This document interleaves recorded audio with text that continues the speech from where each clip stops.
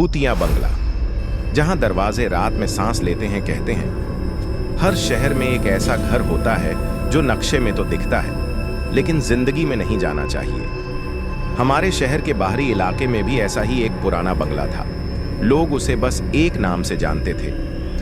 वो बंगला कोई उसका असली नाम नहीं लेता था, क्योंकि नाम लेने से ध्यान खिंच जाता है। शुरुआत मेरा नाम आदित्य है। मैं डॉक्यूमेंट्री बनाता हूँ, डरावनी सच्ची जगहों पर। लोग कहते थे उस बंगले में रात के 12 बजे सीढ़ियाँ खुद चलती हैं, दीवारों से रोने की आवाज़ आती है, और जो अंदर गया वो कभी पूरा वापस नहीं आया। मैं हंस दिया था। डर कहानी वालों के लिए होता है। बंगले का पहला नज़ारा शाम के 6 बजे। मैं कैमरा लेकर वहां पहुंचा। बंगला देखकर ही दिल ने एक पल को कहा, मत जा। जंग लगा गेट, जिसे छूते ही ठंड लग गई। खिड़कियां ऐसे खुली थीं जैसे कोई अंदर से झांक रहा हो, और सबसे अजीब बात, अंदर का सन्नाटा। जैसे ही मैंने दरवाजा खोला, कड़ाक आवाज नहीं आई, बल्कि लगा जैसे किसी ने सिसकारी भरी हो। अंदर घुसते ही हवा बदल गई, ठंडी, नमी भरी और सड़ांत की बदबू। मेरे कैमरे की लाइट अपने आप फ्लिकर करने लगी। पहला इशारा, मैं हॉल में पहुंचा। बीच में एक पुरानी कुर्सी थी जो धीरे धीरे हिल रही थी, जबकि हवा बिल्कुल नहीं थी।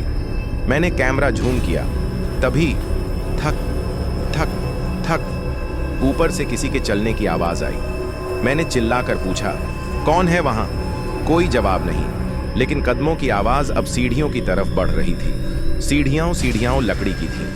हर सीढ़ी पर काले नाखूनों के निशान, जैसे किसी ने घिसट घिसट कर चढ़ा हो। मैं ऊपर गया। हर कदम के साथ दिल तेज धड़क रहा था, और तभी मेरे कान में किसी ने फुसफुसाया, तू यहाँ क्यों आया है? मैं पलटा, कोई नहीं। कमरा नंबर 3, ऊपर 3 कमरे थे। तीसरे कमरे का दरवाजा अंदर से बंद था, लेकिन दरवाजे के नीचे से पानी बह रहा था, लाल रंग का। मैंने धीरे से दरवाजा खोला।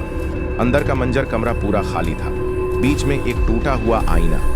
आईने में मैं खुद को देख रहा था, लेकिन मेरी परछाई मेरी तरह नहीं हिल रही थी। वो मुस्कुरा रही थी। धीरे धीरे सच सामने आता है।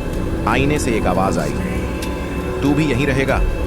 अचानक कमरे की दीवारों से हाथ निकलने लगे, सफेद, लंबे, मुड़े हुए। मेरे पैरों ने काम करना बंद कर दिया। असली कहानी तभी, एक और आवाज, बच्चे की, भैया हमें जला दिया गया था।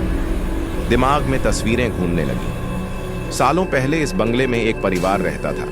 रात में उन्हें जिंदा जला दिया गया, और किसी ने कभी केस बंद नहीं किया।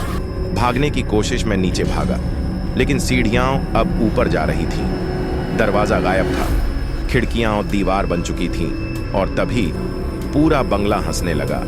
आखिरी पल मेरे सामने वो सब खड़े थे, जले हुए चेहरे, खुली आंखें और बिना पलकों के। उन्होंने कहा, अब तू बताएगा हमारी कहानी? मेरी कैमरा रिकॉर्डिंग अपने आप बंद हो गई। अगली सुबह लोगों ने बंगले के बाहर मेरा कैमरा पाया। उसमें सिर्फ एक क्लिप थी, अंधेरा और एक आवाज, अगर तुम ये देख रहे हो तो मैं अब अंदर हूं। आज भी उस बंगले से रात को रोने की आवाज आती है, और लोग कहते हैं अब वहां एक और आवाज जुड़ गई है, जो कहती है सबको सच दिखाना था,